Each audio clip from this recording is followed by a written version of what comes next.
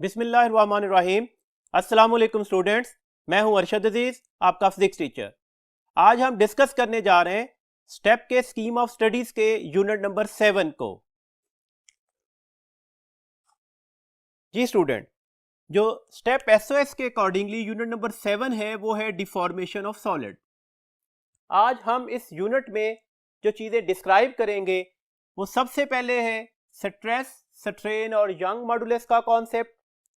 Second point पर हम discuss करेंगे tensile stress and tensile strain को, और ऑब्वियसली इसकी बाकी दो काइंड्स को भी डिस्कस करेंगे।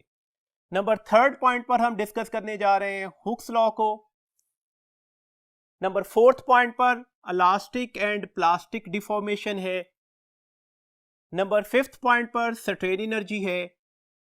और लास्ट जो हमारा आज का कॉन्सेप्ट होगा, जो आज का टॉपिक होगा, वो होगा बैंड थ्योरी का टॉपिक, और उसमें valence band, conduction band and forbidden band के कुछ कॉन्सेप्ट्स को डिस्कस करेंगे। तो लेट्स स्टार्ट करते हैं जी। स्टार्ट हम लेंगे डिफॉर्मेशन से। डिफॉर्मेशन क्या होती है जी? आपको पता है, अब जब भी किसी भी बॉडी पर फोर्स अप्लाई करते हैं तो उसमें कुछ चेंज आ सकता है। चेंज हमारे पास यहाँ पर तीन जगहों पर अपेयर होता है। या तो आप किसी भी स्प्रिंग को पकड़कर जब खींचते हैं तो आप उसकी लेंथ को चेंज कर सकते हैं, या किसी भी मटेरियल में आप उसका वॉल्यूम चेंज कर सकते हैं, या फिर आप किसी भी बॉडी की शेप को बदल सकते हैं। तो ये जो हम कभी भी जो फोर्स लगाकर, अप्लाइड फोर्स लगाकर, डिफॉर्मिंग फोर्स लगाकर जो चेंज लेते हैं लेंथ में, शेप में या वॉल्यूम में, ये हमारे पास क्या कहलाता है? That is the deformation. Deformation आती क्यों है? आप सबको पता है कि कोई भी मॉलिक्यूल, किसी भी शेप का कोई मॉलिक्यूल डिस्कस किया जा सकता है, वो हमारे पास अपनी जगह पर वाइब्रेट कर रहा होता है। हम जो उसकी डिस्कशन कर रहे होते हैं वो उसकी मीन पोजीशन की डिस्क्रिप्शन दे रहे होते हैं। अब अगर हम इस पर फोर्स लगा दें, आइदर द फोर्स इसे एक्सटेंड कर रही हो या कंप्रेस कर रही हो, तो एक्चुअली हम कर क्या रहे होते हैं? हम बाय अप्लाइंग दिस फोर्स इस मॉलिक्यूल्स को अपनी मीन पोजीशन से डिस्टर्ब कर देते हैं, और इस स्टेट ऑफ द स्ट्रेस की वजह से ये मॉलिक्यूल एक नई शेप अटेन कर लेगा। लेट्स सपोज मैंने अगर इस पर ये वाली फोर्स लगाई तो यहाँ पर एलोंगेशन बढ़ जाएगी, और अगर फोर्स कंप्रेसिव होगी तो ये इसे क्या कर देगा? कंप्रेस कर देगा। कब तक ऐसी सिचुएशन रहेगी? जब तक आप अप्लाइड फोर्स लगाते रहेंगे। जैसे ही अप्लाइड फोर्स लगाना बंद कर दे तो फिर दो सिचुएशंस हो सकती हैं।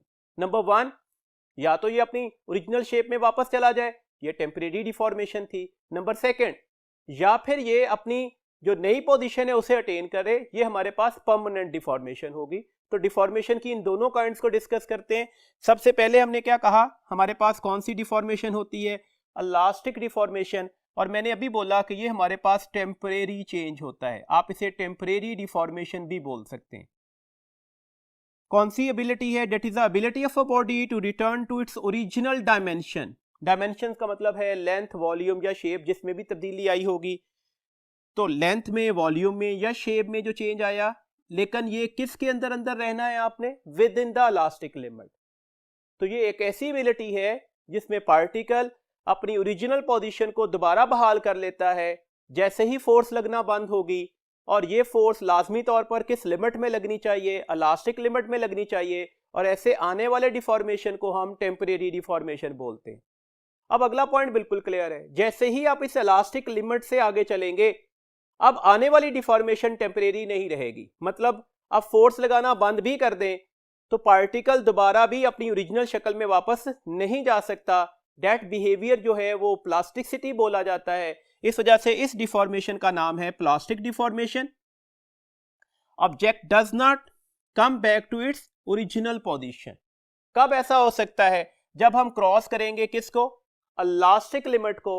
दैट्स मीन ये वाली डिफॉर्मेशन हमारे पास क्या कहलाएगी? That are known as the plastic deformation, और हम इसे परमानेंट डिफॉर्मेशन भी बोलते हैं। अब कुछ और कॉन्सेप्ट्स को डिस्कस करते हैं जी।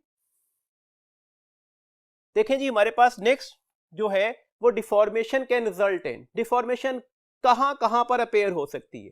अभी हमने कहा तीन जगहों पर, लेंथ में, वॉल्यूम में, शेप में। अब इसके अकॉर्डिंगली हम इसका फॉर्मूला बनाते हैं। लेट्स सपोज मेरे पास एक रॉड है, मैं इसकी लेंथ L ले लेता हूं, ये उसकी ओरिजिनल लेंथ है। बाय अप्लाइंग सम स्ट्रेस मैं इसकी अगर लेंथ को एक्सटेंड करना चाहूं तो लेट्स सपोज इसकी जो नई लेंथ है वो L डैश है, ओरिजिनल लेंथ L थी। तो यहां पर जो स्ट्रेस होगा उस स्ट्रेस का नाम हम बोलेंगे ये टेंसाइल स्ट्रेस है। टेंसाइल स्ट्रेस का फॉर्मूला क्या होगा? That is a force per unit area. Force के यूनिट्स क्या होते हैं? न्यूटन। एरिया के यूनिट्स क्या होते हैं? पर मीटर स्क्वायर। आप इसे पास्कल्स भी कह सकते हैं। तो इसके यूनिट्स याद रखिएगा, इसकी डायमेंशंस याद रखिएगा, इसका फॉर्मूला याद रखिएगा। इस वक्त जो डिफॉर्मेशन आई उसे मेजर करने के लिए जो हम प्रॉपर्टी यूज करते हैं वो टेंसाइल स्ट्रेन है। स्ट्रेन का लफ्जी मतलब क्या होता है? स्ट्रेन का मतलब है measurement of the deformation produce in a solid body. किसकी वजह से? By applying some stress. तो ये हमारे पास स्ट्रेन की जनरल डेफिनेशन होगी। अगर हम स्पेसिफाई करें टेंसाइल स्ट्रेन की शक्ल में तो that is delta L by L. वे डेल्टा एल क्या है? डेल्टा एल एक्सटेंडेड लेंथ नहीं है, याद रखिएगा अच्छी तरह से। Delta L stand for the extended length minus the original length. और फिर आप इससे फर्दर किससे डिवाइड कर रहे हैं? लेंथ से। तो एक्चुअली आप देखें स्ट्रेन में आपने लेंथ की लेंथ से रेशो ली तो स्ट्रेन की यूनिट्स भी नहीं होते और स्ट्रेन डायमेंशनलेस क्वांटिटी होती है। ये जो चेंज है ये वॉल्यूम की भी शक्ल में आ सकता है।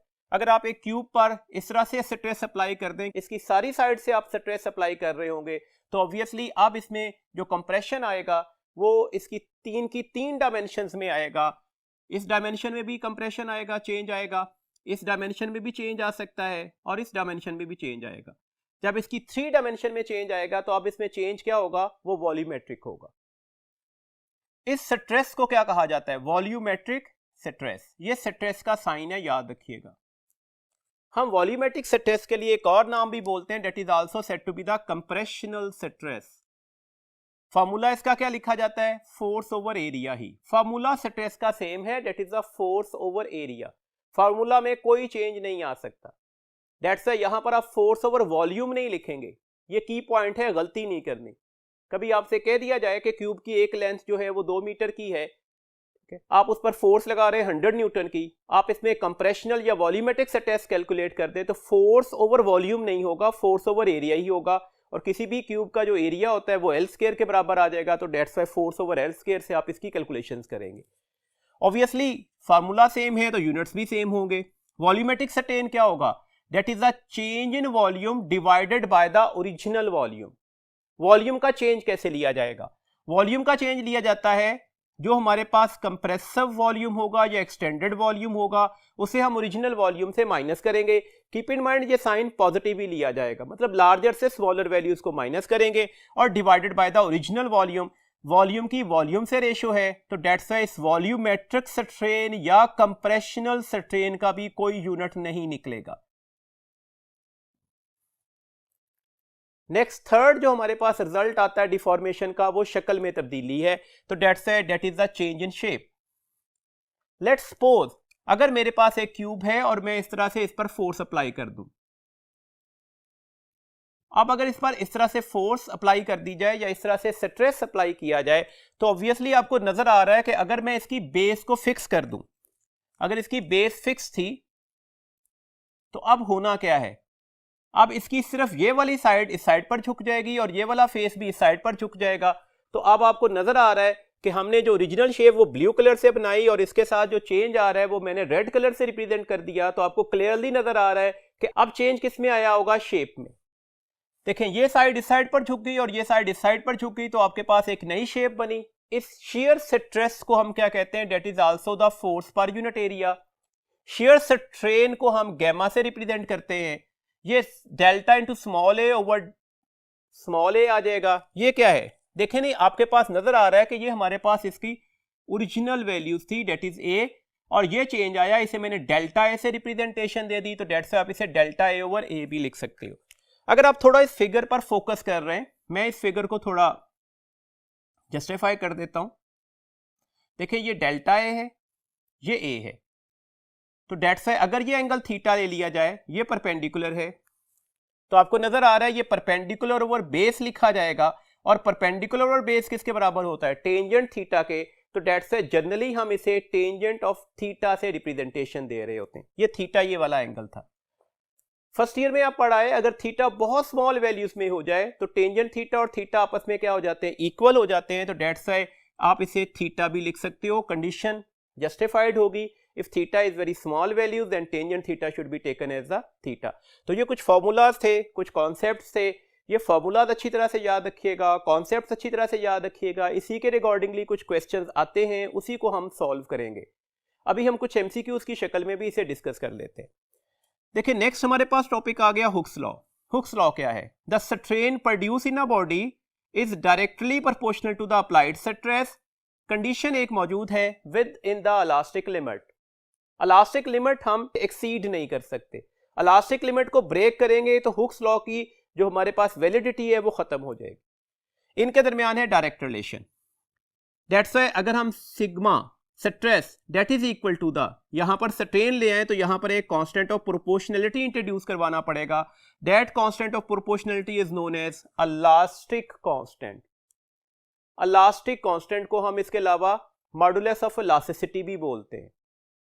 हम इसके लिए ई का लेटर लिखते हैं तो ये आपके पास इसका फार्मूला बन गया। यहां से अगर हम इलास्टिक कांस्टेंट को डिफाइन करें तो ये इलास्टिक कांस्टेंट की डेफिनेशन आ गई, that is the ratio of the applied stress to the strain produce in a body. अब इसके यूनिट्स की बात कर लें। देखिए स्ट्रेन का भी हम बार बार डिस्कस करते आ रहे हैं, कोई यूनिट नहीं होता। अगर स्ट्रेन का कोई यूनिट नहीं है तो इसका मतलब है इलास्टिक कांस्टेंट का unit same as the stress निकलेगा, तो that is also taken as the pascal या न्यूटन पर मीटर स्क्वायर। देखें आमतौर पर फिजिक्स में जब हम एमसीक्यूज को डिस्कस कर रहे होते हैं तो ऐसे एमसीक्यूज कॉमनली पूछे जाते हैं कि ये जो क्वांटिटी है ना इसका यूनिट किस जैसा है।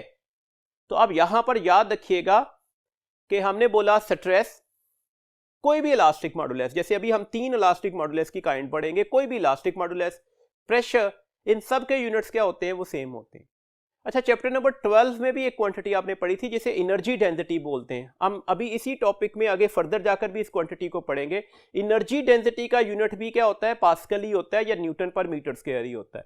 तो प्रेशर, स्ट्रेस, कोई भी इलास्टिक मॉडुलस और एनर्जी डेंसिटी, इनके यूनिट सेम होते हैं। ये एमसीक्यूज के लिए आपने पॉइंट याद रखना होगा जी। अब अगर हम इलास्टिक मॉडुलस की बात करें तो इलास्टिक मॉडुलस में भी हमारे पास 3 काइंड्स निकलती हैं। देखिए ना, लेंथ में चेंज था, वॉल्यूम में चेंज था, शेप में चेंज था, तो उसके अकॉर्डिंगली यहां पर भी 3 काइंड्स निकलेंगी। यंग्स मॉडुलस, यंग्स मॉडुलस को हम वाई से रिप्रेजेंटेशन देते हैं। ये tensile stress over tensile strain के दरमियान हमारे पास रेशो होगी। हम इसे F over A divided by delta L over L लिखेंगे और ये इसका फर्दर सिंप्लीफाइड फार्मूला हो जाएगा। फार्मूला ध्यान में रखना है, इससे कुछ क्वेश्चन पूछे जा सकते हैं। बल्क मॉडुलस को हम K से रिप्रेजेंटेशन देते हैं। बल्क मॉडुलस को volumetric stress over volumetric strain, compressional stress over compressional strain से भी लिखा जाता है। फार्मूला बन गया force multiply by the original volume divided by the change in volume into the area. Share modulus को हम G से रिप्रेजेंटेशन दे रहे होते हैं। इसका formula shear stress over shear strain हो जाएगा। That's why force over area into tangent theta, और टेंजेंट थीटा की जगह पर हम जस्ट थीटा भी अप्लाई कर सकते हैं। तो ये इनके फार्मूलाज हैं, इनके अकॉर्डिंगली अभी हम कुछ क्वेश्चंस भी डिस्कस करते हैं। देखें एक बात बिल्कुल क्लियर है, आपको अच्छी तरह से पता है लेंथ या शेप में जो चेंज आ सकता है ना वो सिर्फ सॉलिड में आ सकता है। लिक्विड की ना लेंथ चेंज की जा सकती है ना शेप चेंज की जा सकती है। गैसेस की ना लेंथ चेंज की जा सकती है ना ही शेप चेंज की जा सकती है।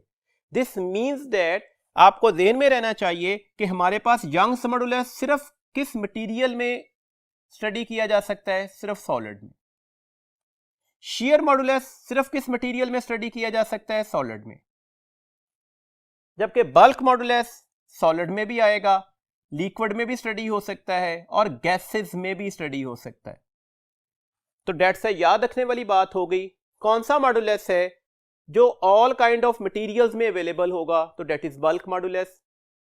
आपसे सिंपल सा क्वेश्चन पूछा जा सकता है, टेबल नंबर 17.1 में ये टेबल में वैल्यूज भी दी गई कि कोई भी लिक्विड दे दिया जाए, लेट्स सपोज अल्कोहल है, लेट्स सपोज वाटर है, और कहा जाए इसके शेयर मॉडुलस की वैल्यूज बता दें, इसके यंग्स मॉडुलस की वैल्यूज बता दें, तो किसी कैलकुलेशन की जरूरत नहीं है, कोई क्रैम करने की जरूरत नहीं है, कोई टेबल याद करने की जरूरत नहीं है। अगर आप टेबल में लिक्विड वाले कॉलम में चले जाएं तो वहां पर शेयर्ड मॉडुलस भी 0 लिखा हुआ है, यंग्स मॉडुलस भी 0 लिखा हुआ है। इसमें सिर्फ और सिर्फ किस की वैल्यूज अवेलेबल होगी? Only the bulk modulus. तो ये पॉइंट इंपॉर्टेंट है, याद रखिएगा। एक बात और याद रखनी है, हमारे पास जो बल्क मॉडुलस है ना, इसे हम बोलते हैं कि that is a reciprocal of compressibility. Bulk modulus के लिए हम वर्ड बोलते हैं कि जो बल्क मॉडुलस है ये रेसिप्रोकल है। किसका रेसिप्रोकल है? कंप्रेसिबिलिटी का। याद रखिएगा, मैंने ये वर्ड जनरलाइज नहीं किया। मैंने ये नहीं कहा कि कंप्रेसिबिलिटी जो है वो तमाम के तमाम मॉडुलस का रेसिप्रोकल होगी। मैंने कहा कि bulk modulus is actually the reciprocal of compressibility, या आप इस तरह से बोल दे compressibility is the reciprocal of the bulk modulus. That से आप इसे लिखेंगे क्या?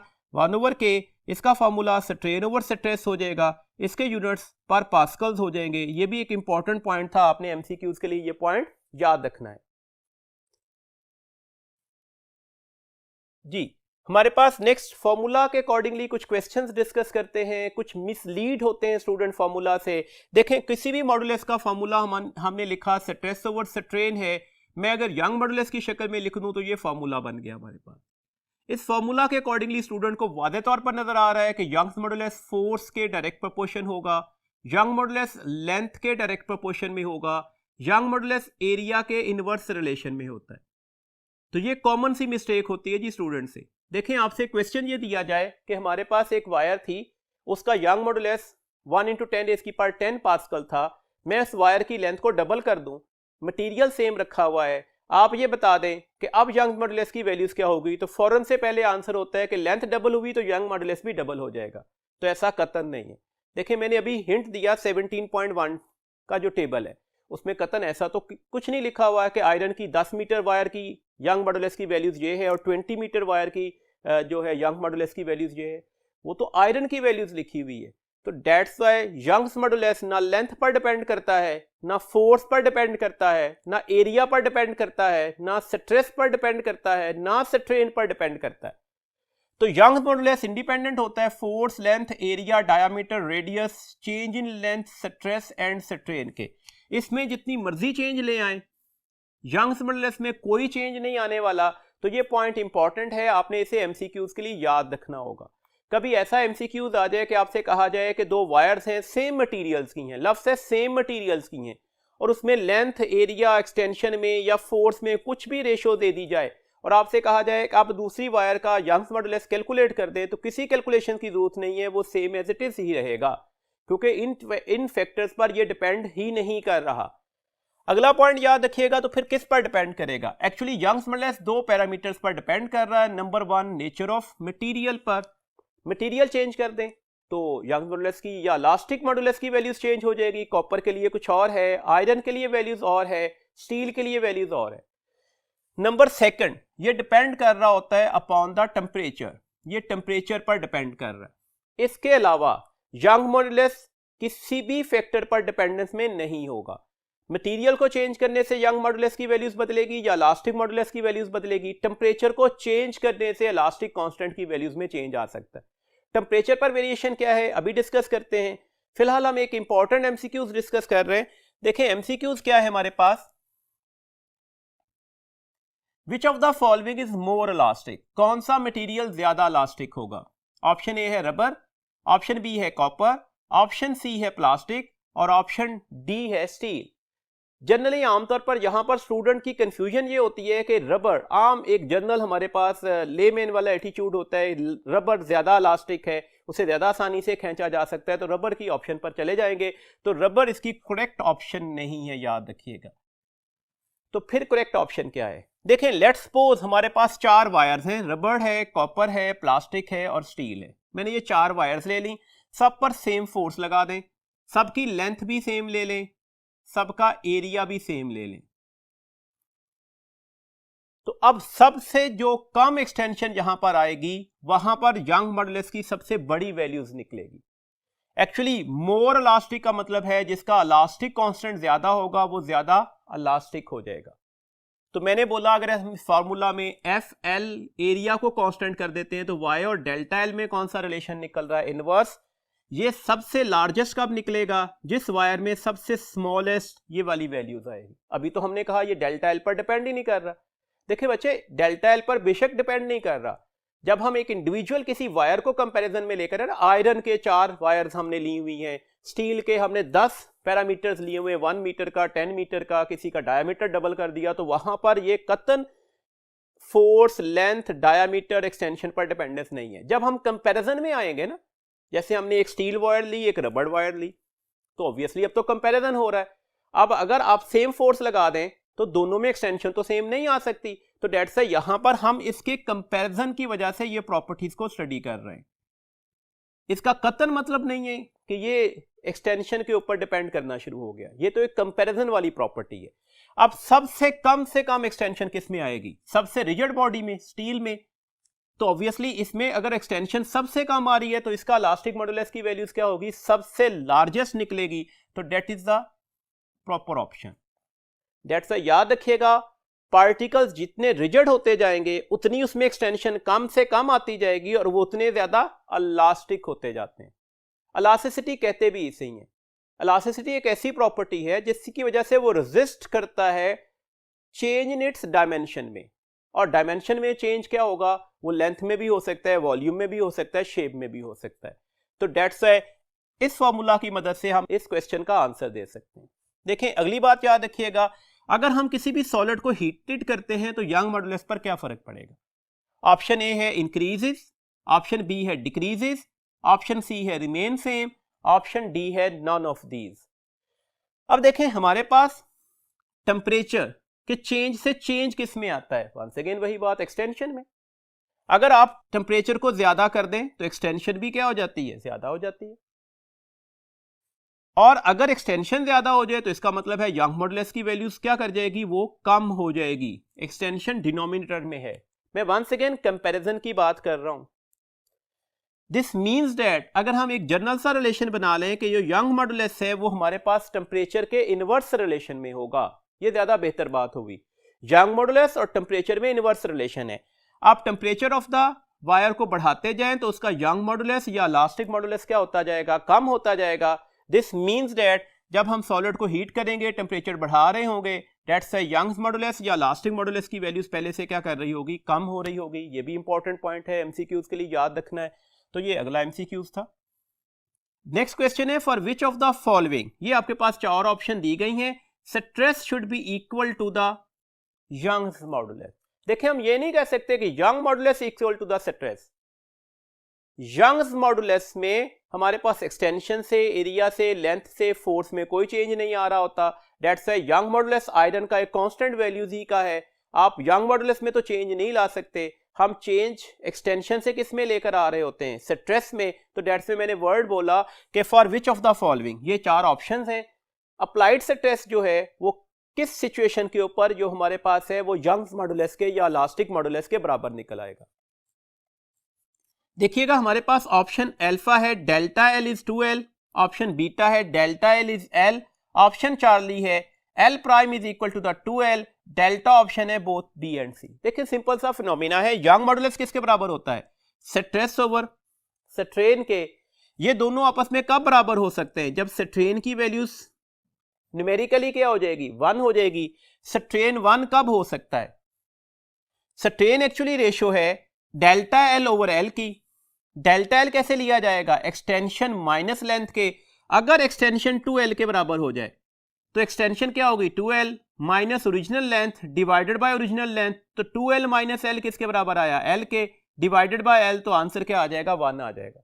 अगर ये आंसर 1 हो जाए तो प्रैक्टिकली अब ये दोनों आपस में क्या हो गए हैं? इक्वल हो गए। तो यही आपके पास करेक्ट ऑप्शन होगी। इसका मतलब है हमने क्या कहा, इस वक्त हमारे पास करेक्ट ऑप्शन क्या है? एल डैश किसके बराबर आना चाहिए? 2l के। डेल्टा एल, ये डेल्टा एल था ना, इसे डेल्टा एल कह सकते थे। ये किसके बराबर आया? एल के। तो कौन सी ऑप्शन ठीक होगी जी? बोथ बी एंड सी। जी, एक स्टूडेंट और इंटरेस्टिंग फैक्ट जरा ध्यान में रखिएगा।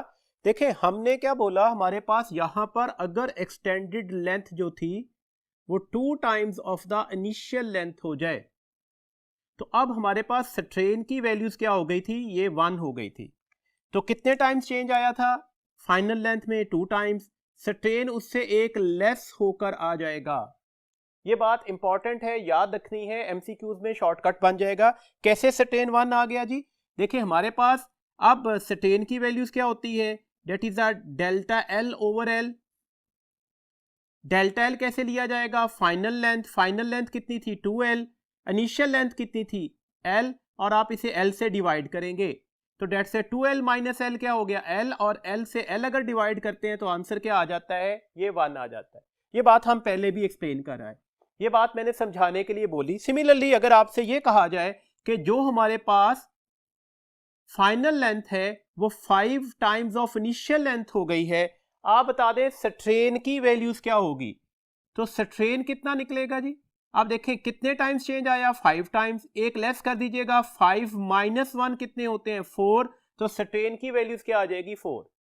तो ये शॉर्टकट होते हैं जी एंटी टेस्ट में, ये बातें आपने अच्छी तरह से याद रखनी होती हैं ताकि आप कैलकुलेशन से बच सकें, अदरवाइज कैलकुलेशन के बाद भी आंसर मिल जाएगा तो प्रॉब्लम ये होगा कि आपका टाइम ज्यादा यूटिलाइज होगा, तो डेट्स वाई आप रिक्वायर्ड टाइम में पूरे क्वेश्चंस को सॉल्व नहीं कर सकते।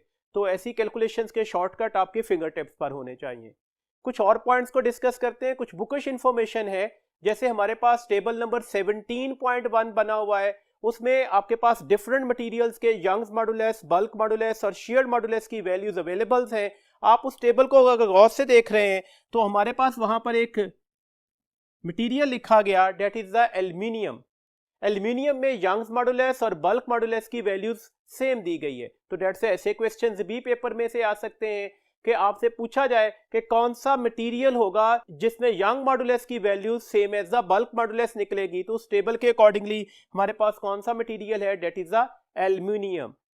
एक पॉइंट और याद रखिएगा, अगर आप उसी टेबल पर फोकस कर रहे हैं तो सबसे largest value of the Young's modulus, bulk modulus या फिर हमारे पास शेयर मॉडुलस की वो डायमंड के लिए लिखी हुई है। हम इससे पहले भी डिस्कस कर रहे हैं कि पार्टिकल जितना ज्यादा रिजिड होता जाएगा उतने उसके इलास्टिक कांस्टेंट की वैल्यू ज्यादा होती जाएगी। सबसे रिजिड बॉडी डायमंड होता है, तो डेट से उस टेबल के अकॉर्डिंगली भी अगर आप वैल्यूज को चेक करना चाह रहे हैं तो सबसे largest value of the Young's modulus, bulk modulus और शेयर मॉडुलस किसकी होगी, वो हमारे पास डायमंड की होगी। सिमिलरली उस टेबल पर अगर फोकस कर रहे हैं, ये पॉइंट पहले भी डिस्कस हो गया कि वहां पर जो भी मटेरियल लिक्विड्स हैं जैसे वाटर या मरकरी, तो वहां पर उनके यंग्स मॉडुलस और शेयर मॉडुलस की वैल्यूज 0 लिखी हुई है। इसी पॉइंट को अगर हम थोड़ा जस्टिफाइड करते हैं तो आप ध्यान में रखिएगा कि अगर आपसे क्वेश्चन आ जाए कि रिजिड बॉडी का यंग मॉडुलस क्या होगा, रिजिड बॉडी कौन सा बॉडी होता है जिसमें डिफॉर्मेशन प्रोड्यूस होना मुश्किल टास्क होगा। आइडियल रिजिड बॉडी कौन सा होता है जिसमें डिफॉर्मेशन नहीं आ सकती, तो डेट्स है ऐसा पार्टिकल जिसमें डिफॉर्मेशन ना आए उसे हम रिजिड बॉडी बोलते हैं। अगर डेल्टा एल 0 होगा तो ऑब्वियसली स्ट्रेन की वैल्यूज भी क्या निकलेगी, वो 0 ही निकलेगी। और अगर आप यंग्स मॉडुलस कैलकुलेट करना चाहते हैं तो स्ट्रेस ओवर स्ट्रेन, तो स्ट्रेस ओवर 0 क्या हो जाएगा, इन्फिनिटी। तो याद रखने वाला पॉइंट हो गया कि परफेक्टली रिजिड बॉडी का वर्ड अगर आ जाए और आपसे पूछा जाए इसका यंग्स मॉडुलस क्या होगा, तो आंसर क्या निकलेगा, that would be the infinity. Next एक और पॉइंट याद रखिएगा, बुक में मेंशन नहीं किया गया लेकिन ये एमसीक्यूज के लिए इंपॉर्टेंट है। मैंने लिखा sigma breaking stress. Breaking stress का मतलब क्या है, आपके पास एक रॉड है, आप उस पर इतनी फोर्स लगाते हैं कि वो रॉड टूट जाता है, वो रॉड किसी भी मटेरियल का बना हुआ है, तो आप इसे ब्रेकिंग स्ट्रेस कहेंगे। ऑब्वियसली स्ट्रेस का फार्मूला क्या होता है, F/A। अगर ये ब्रेकिंग स्ट्रेस है तो ये फोर्स कौन सी होगी, ब्रेकिंग फोर्स होगी। आप इसे मैक्सिमम लोड भी कह सकते हैं। मैक्सिमम लोड इस हवाले से कि इससे ज्यादा लोड ये रॉड या ये मटेरियल बियर नहीं कर सकता। अब यहां पर मैक्सिमम लोड का फॉर्मूला क्या हो गया, that is the breaking stress multiply by the cross sectional area of that wire. ये जो ब्रेकिंग स्ट्रेस होता है ना, ये एक्चुअली मटेरियल की प्रॉपर्टी होता है, मटेरियल टू मटेरियल वेरी कर रहा होता है। अब याद रखिएगा हमारे पास यहां पर मैक्सिमम लोड, मैंने इसके लिए लफ्ज बोला ये मैक्सिमम लोड है। जो मैक्सिमम लोड है वो डायरेक्टली प्रोपोर्शनल टू एरिया होगा। अगर ये एरिया के डायरेक्टली प्रोपोर्शनल है तो obviously that is also directly proportional to the diameter का स्क्वायर या रेडियस का स्क्वायर, बिकॉज एरिया किसके बराबर होता है, पाई आर स्क्वायर के, और डायामीटर की टर्म्स में क्या लिखेंगे, pi D square by 4। That's why maximum load directly proportional to area होगा, maximum load directly proportional to the D square या आर स्क्वायर होगा। मतलब अगर आपसे कहा जाए एरिया ऑफ द वायर को इतना बढ़ाया कि वो डबल हो गई है, अब मैक्सिमम लोड की वैल्यूज पर क्या फर्क पड़ेगा, तो वो भी डबल हो चुकी होगी। जबकि अगर आपसे ये कहा जाता कि उसका रेडियस या डायमीटर डबल कर दिया, अब मैक्सिमम लोड पर क्या फर्क पड़ेगा, तो अब हमारे पास है तो डायरेक्ट रिलेशन लेकिन ये जो डायरेक्ट रिलेशन है स्क्वायर के साथ है, तो अब क्या फर्क पड़ेगा, ये 4 टाइम्स हो चुकी होगी। दिस मीन्स दैट यहां से कंक्लूड हो रहा है कि ये जो मैक्सिमम लोड या ब्रेकिंग फोर्स होती है that does not depend upon the length of the wire.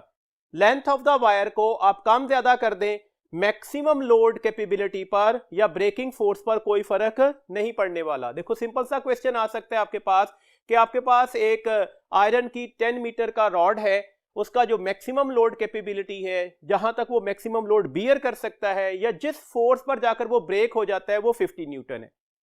अगर हम उसको इस तरह से कर रहे हैं कि 2 पीसेस में कट कर देते हैं, अब किसी भी एक पीस के ऊपर हम कितना मैक्सिमम लोड लगाएंगे कि वो ब्रेक हो जाए, तो याद रखिएगा मैक्सिमम लोड जो है वो does not depend upon the length. तो अभी भी कितना रहेगा, जितना पहले वाली सिचुएशन था। अगर वो 50 न्यूटन था तो यहां पर भी आंसर क्या निकलेगा, वो 50 न्यूटन ही निकलेगा। देखिए हमारे पास एक क्वेश्चन है, A steel wire is 1 meter long and area of cross section is 2 millimeter square. उस पर कितनी फोर्स लगाई गई, 5 into 10 raised की पावर 3 न्यूटन। That stretches, इसको स्ट्रेच करके कितना कर दिया गया, 1 मिलीमीटर। Another wire, एक और वायर लेते हैं of the same material and same diameter। अब जो सेकंड वायर है उसका मटेरियल भी सेम है, उसका डायमीटर भी सेम है the length 10 metre, extension 2 millimetre है। अब उस पर कितनी फोर्स लगानी पड़ेगी। देखिए फॉर्मूला लिखते हैं, हमारे पास यंग्स मॉडुलस का फॉर्मूला क्या था, that is the F over A. यहां पर एक्सटेंशन मल्टीप्लाई हो रही थी और ये ओरिजिनल लेंथ इधर ऊपर जाकर मल्टीप्लाई हो गई। अगर मैं फोर्स का फॉर्मूला यहां से ड्राइव करूं तो फोर्स किसके बराबर आ जाएगी, ये वाला फैक्टर इधर मल्टीप्लाई हो गया divided by length.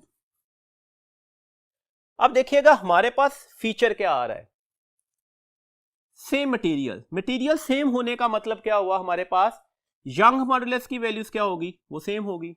Same diameter, diameter same होने का मतलब है एरिया ऑफ क्रॉस सेक्शन भी क्या होगा, सेम होगा। इसका मतलब है जो फोर्स है वो सिर्फ किस पर डिपेंड कर रही होगी, इस एक्सटेंशन पर और इस ओरिजिनल लेंथ पर। दिस मीन्स दैट फोर्स का जो फॉर्मूला है वो डायरेक्टली प्रोपोर्शनल निकलेगा extension over the length. This means that अगर मुझे एफ डैश ओवर एफ की रेशो लेनी है तो एक्सटेंशन की रेशो तो इसी रेशो में ले लूंगा, delta L dash over delta L, जबकि लेंथ की रेशो को इन्वर्स कर दूंगा, multiply by length over L dash. अब आप वैल्यूज लगा दें, डेल्टा एल डैश 2 मिलीमीटर था, डेल्टा एल 1 मिलीमीटर है, लेंथ की वैल्यूज 1 मीटर है, जबकि एल डैश की वैल्यूज 10 मीटर है।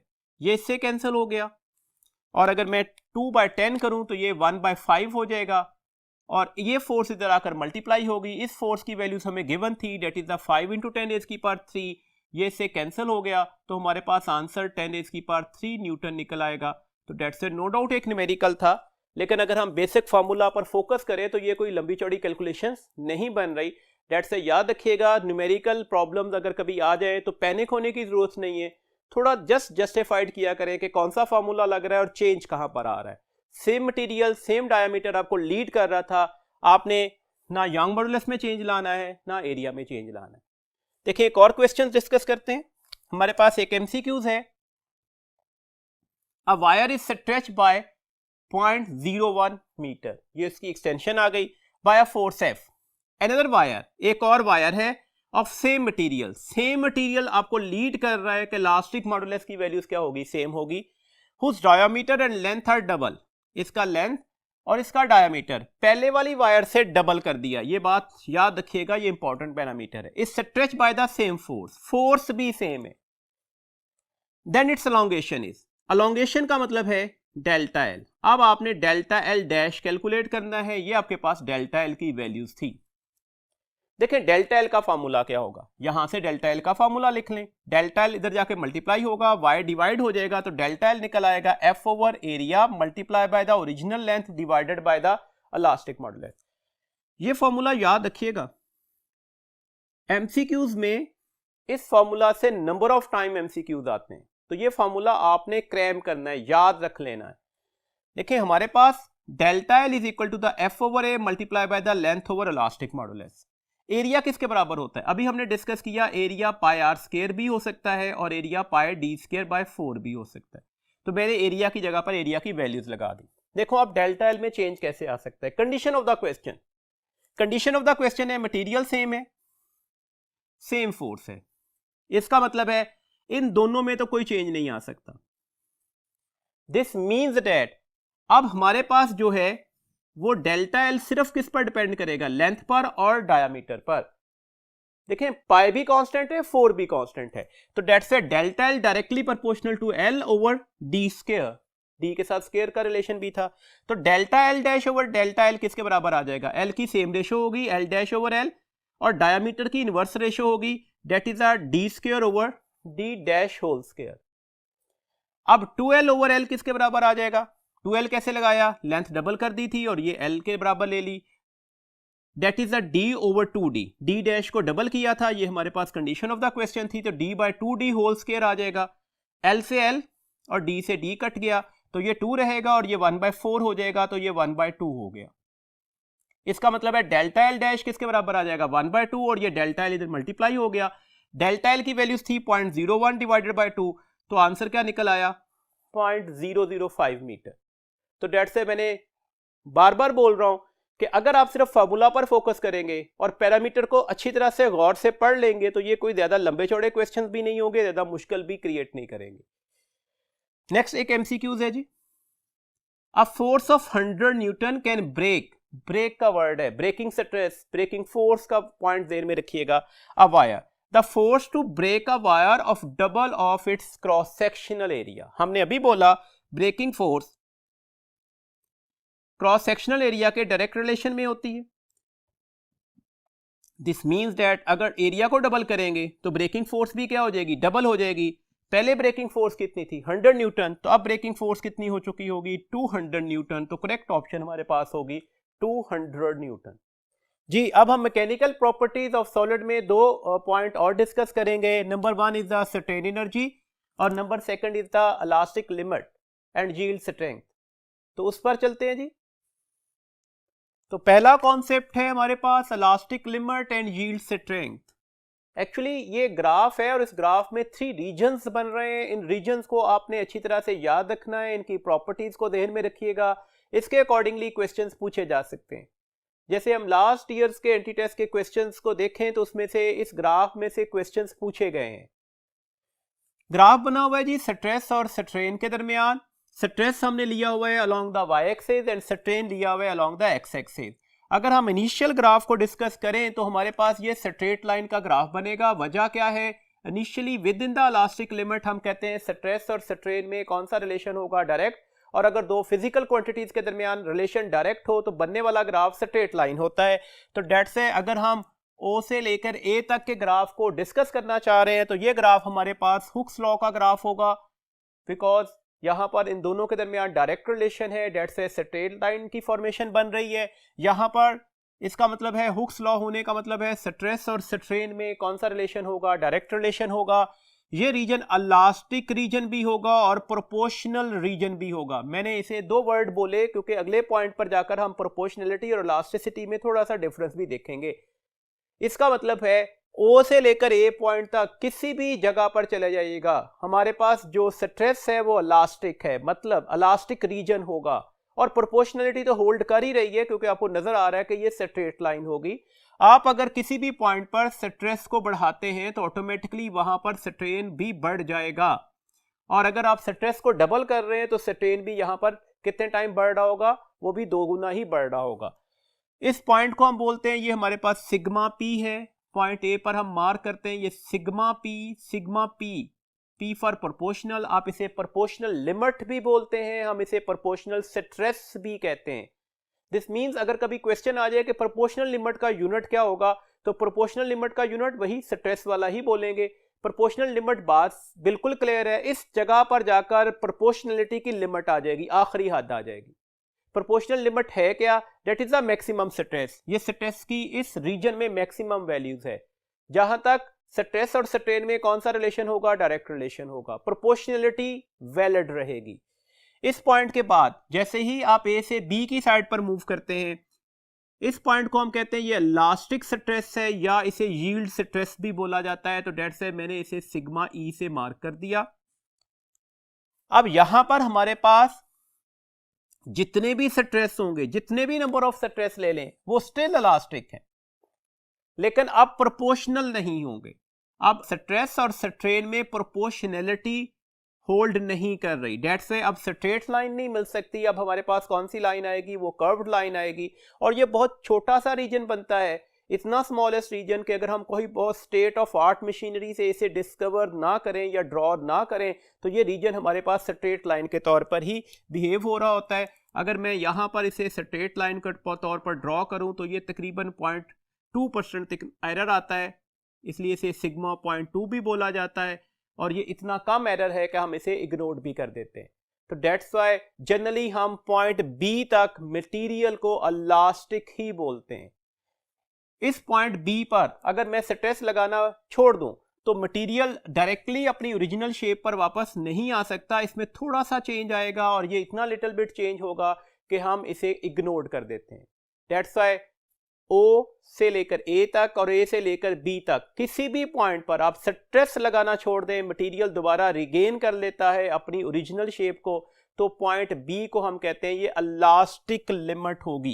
इलास्टिक लिमिट, इलास्टिक स्ट्रेस, ये इलास्टिसिटी की लिमिट है। जैसे ही पॉइंट B से आप एक्सीड करेंगे अब आप प्लास्टिसिटी में एंटर हो जाएंगे। दिस मींस दैट O से लेकर B तक किसी भी पॉइंट पर स्ट्रेस लगना बंद हो जाए तो ये यहां पर टेम्परेरी डिफॉर्मेशन की वजह से दोबारा पार्टिकल अपनी ओरिजिनल शक्ल को ही अटेन करेगा। बी से लेकर सी तक हम इसे कहते हैं ये सिग्मा एम है, एम फॉर मैक्सिमम, इसे मैक्सिमम स्ट्रेस का वर्ड भी बोला जाता है, इसे यूटीएस भी कहा जाता है। UTS stand for ultimate tensile stress. ये वो स्ट्रेस है जहां पर कोई मटेरियल विद स्टैंड रह सकता है। याद रखिएगा, ये वो मैक्सिमम वैल्यू ऑफ स्ट्रेस है जहां तक कोई मटेरियल विद स्टैंड रहता है। अब इस पॉइंट को हम बोलते हैं कि ये हमारे पास सिग्मा एम लिखा। बी से सी तक रीजन में हमने बोला कि प्लास्टिसिटी होल्ड कर रही है। अब आने वाली डिफॉर्मेशन क्या होगी? वो परमानेंट डिफॉर्मेशन होगी। तो डेट्स वाई यहां से प्लास्टिसिटी स्टार्ट हो जाती है। इसमें हमारे पास जो लास्ट पॉइंट बनता है, जो सी से डी का रीजन है, उसे हम सिग्मा एफ से मार्क करते हैं। F stands for fractured stress. जैसे ही आप सी पॉइंट से आगे चलेंगे, विद स्टैंड रहने की एबिलिटी खत्म हो गई, अब मटेरियल फ्रैक्चर्ड हो जाएगा।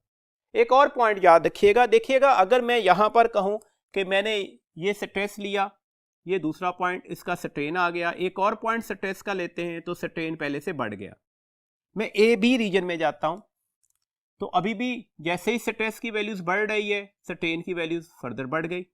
मैं बी सी रीजन में आता हूं तो मुझे स्ट्रेस की वैल्यूज बढ़ानी होगी, स्ट्रेन आपको नजर आ रहा है बढ़ गया।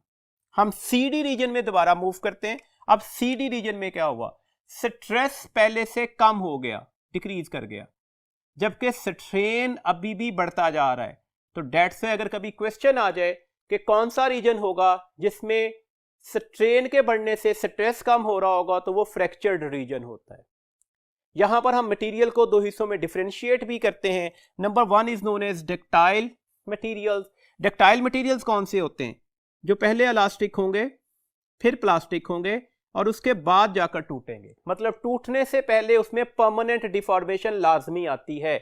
कौन कौन से मटेरियल्स डक्टाइल होते हैं? Lead and copper. एग्जांपल याद रखिएगा, एमसीक्यूज में पूछी जा सकती हैं। इसके अलावा मटेरियल एक और काइंड के भी होते हैं, या तो इलास्टिक हैं या टूट जाते हैं।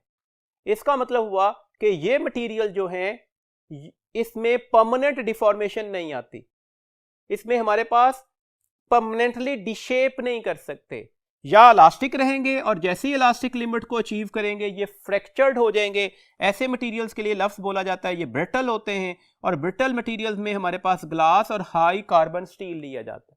देखें ऐसे ग्राफ पेपर में आए हुए हैं कि ये कौन सा ग्राफ है, तो ये ग्राफ किसका होगा? कॉपर का। ये ग्राफ किसका होगा? ग्लास का।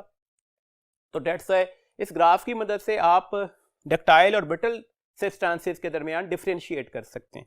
जो ग्राफ एक बार क्वेश्चंस में आया हुआ है उसमें ये ग्राफ यहां तक ही रोक दिया गया था, मतलब इसके बाद मटेरियल फ्रैक्चर्ड हो गया, तो ये भी किसका ग्राफ होगा? ये भी ब्रिटल सब्सटेंसेस ही का ग्राफ होगा। इसी के अकॉर्डिंगली कुछ पैरामीटर्स डिस्कस करते हैं इस ग्राफ के अकॉर्डिंगली। देखिएगा जी, हमारे पास एक एमसीक्यूज है। Consider the graph in which the different materials, याद रखिएगा मटेरियल्स डिफरेंट हैं, are tested for different values of the stress and strain, which of them is more elastic. आपके पास मटेरियल नंबर 1, 2 एंड 3 दिए गए, आपने ये बताना है कि इसमें से कौन सा मटेरियल ज्यादा इलास्टिक होगा। देखिए आपको नजर आ रहा है कि यहां पर हम स्लोप लेंगे, और स्लोप किसी भी ग्राफ में कैसे लेते हो, y एक्सिस का change divided by x axis का चेंज। अब इसका मतलब है y एक्सिस पर क्या लिया गया, स्ट्रेस, x एक्सिस पर क्या लिया गया, स्ट्रेन। तो ये स्ट्रेस ओवर स्ट्रेन किसके बराबर होता है, इलास्टिक मॉडुलस के, या फिर आप इसे क्या बोलोगे, that is known as the Young's modulus. This means that आपको इस ग्राफ में वादे तौर पर नजर आ रहा है कि जो स्लोप होगा वो directly proportional to the elastic modulus होगा। मतलब कौन सा मटेरियल ज्यादा इलास्टिक होगा, जिसका इलास्टिक मॉडुलस ज्यादा होगा। किसका इलास्टिक मॉडुलस ज्यादा होगा, जिसमें स्लोप ज्यादा से ज्यादा आएगा। स्लोप क्या होता है जी, देखें आप जब भी किसी ग्राफ को डिस्कस करना चाह रहे हैं, लेट्स सपोज ये आपके पास पहला पैरामीटर बना, ये इसका कोई और किसी और मटेरियल का ग्राफ ड्रॉ कर लेते हैं, ये किसी और मटेरियल का ग्राफ ड्रॉ कर लेते हैं। आपको वादे तौर पर नजर आ रहा है कि यहां पर y एक्सिस का चेंज भी लार्जेस्ट होगा और x एक्सिस का चेंज भी स्मॉलेस्ट होगा। ब्लैक वाले में y एक्सिस का चेंज पहले से क्या कर गया, कम हो गया, जबकि x एक्सिस का चेंज बढ़ गया। जबकि रेड कलर वाले ग्राफ में हमारे पास डेल्टा y की लीस्ट वैल्यू आ रही है और डेल्टा x की लार्जेस्ट वैल्यू आ रही है। अगर आप इस इक्वेशन पर फोकस कर रहे हैं तो स्लोप कब मैक्सिमम से मैक्सिमम होगा, जब डिनोमिनेटर मिनिमम से मिनिमम होगा और न्यूमरेटर लार्जेस्ट से लार्जेस्ट होगा। तो दिस मींस दैट जैसे जैसे ये line towards the y axis move करती जा रही है, स्लोप उसके अकॉर्डिंगली क्या करता जा रहा होगा, बढ़ रहा होगा। और जैसे जैसे ये लाइन x एक्सिस की साइड पर झुकती जा रही होगी, स्लोप उसके अकॉर्डिंगली क्या करता जा रहा होगा, डिक्रीज करता जा रहा होगा। तो आप यही पॉइंट पर फोकस कीजिएगा। आप बता सकते हैं सबसे मैक्सिमम स्लोप किसका निकलेगा, तो वो मटेरियल नंबर 1 है, इसका स्लोप मैक्सिमम है। तो स्लोप मैक्सिमम है तो इलास्टिक मॉडुलस भी मैक्सिमम होगा। सबसे मिनिमम स्लोप किसका होगा, तो मटेरियल नंबर 3 का। अगर इसका मिनिमम स्लोप है तो इसका इलास्टिक मॉडुलस की वैल्यूज भी क्या निकलेगी, वो मिनिमम से मिनिमम निकलेगी। हमसे क्वेश्चन पूछा गया था मोर इलास्टिक, तो सबसे ज्यादा इलास्टिक कौन सा है, that is the specimen number 1। देखिए इसी तरह से एक क्वेश्चन पूछा जा सकता है, find the value of the young modulus या इलास्टिक मॉडुलस, और स्ट्रेस और स्ट्रेन का ग्राफ दे दिया गया, ग्राफ के साथ सिर्फ एक एंगल थीटा की वैल्यू दे दी गई। देखिए अगर आपको कोई पॉइंट्स दे दिए जाते हैं कि ये स्ट्रेस के पॉइंट्स हैं, यहां पर स्ट्रेन की वैल्यूज है, तो फिर भी आप स्लोप कैलकुलेट कर सकते थे।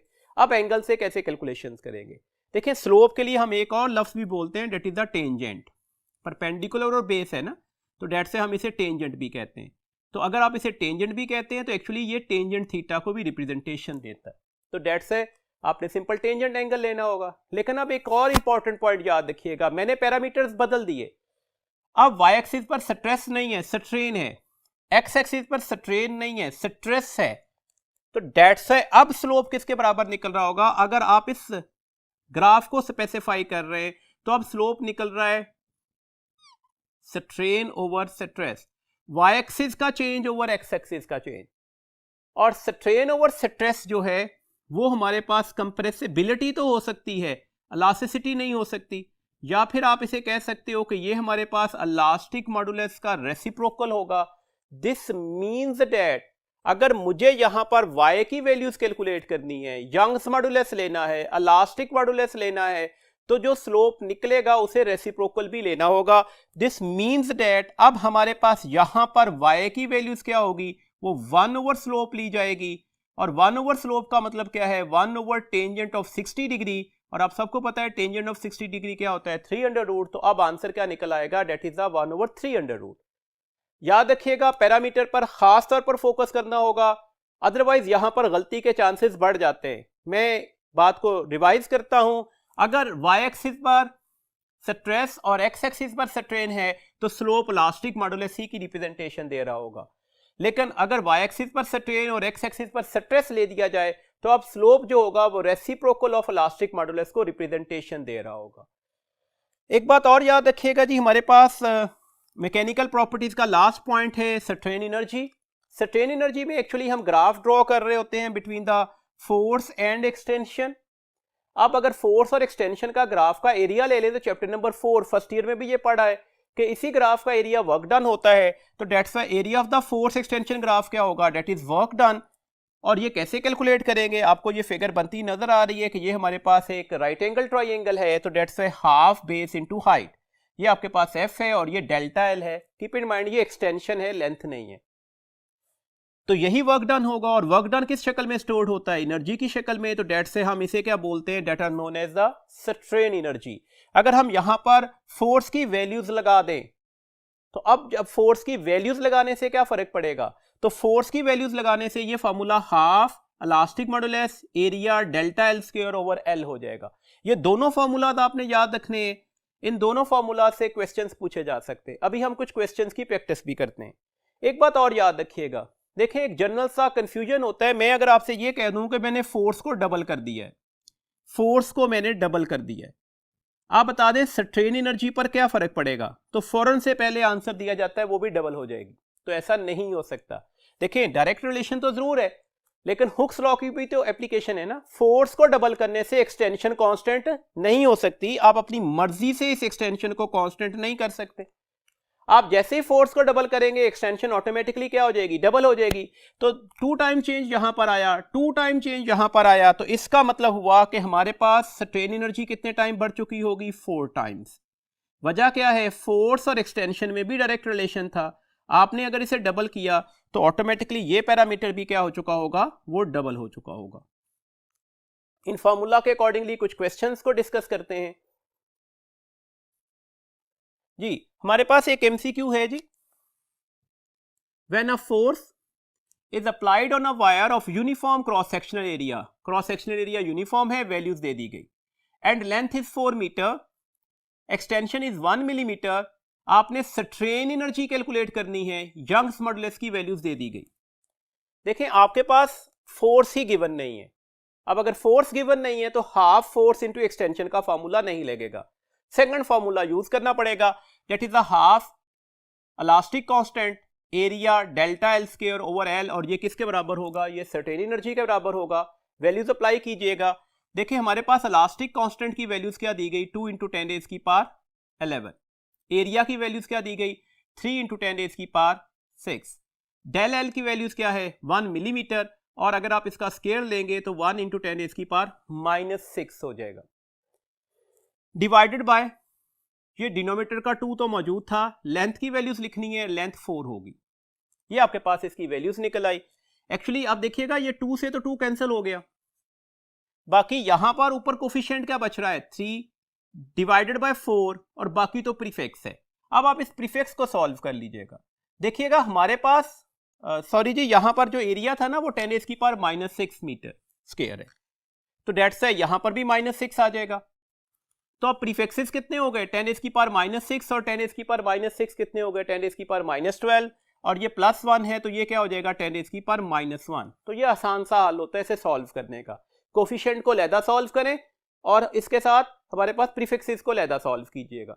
अब देखिएगा 3/4 डेसिमल पॉइंट लगा, इधर एक 0 लग जाएगा, 4 7 आर 28, बाकी 2 बचे, एक 0 डेसिमल की वजह से लग गया, तो डेट्स वाई 4 5 आर 20, तो आंसर कितना निकल आया 0.75, और ये 10 रेज़ की पावर -1 जूल है, आप इसे 0.075 जूल भी लिख सकते हैं। तो हमने अपनी करेक्ट ऑप्शंस को देखना होगा, तो 0.075 जूल वाली ऑप्शन करेक्ट मानी जाएगी जी। एक एमसीक्यूज है हमारे पास नेक्स्ट जी, that is 2 wires A and B are made from same material.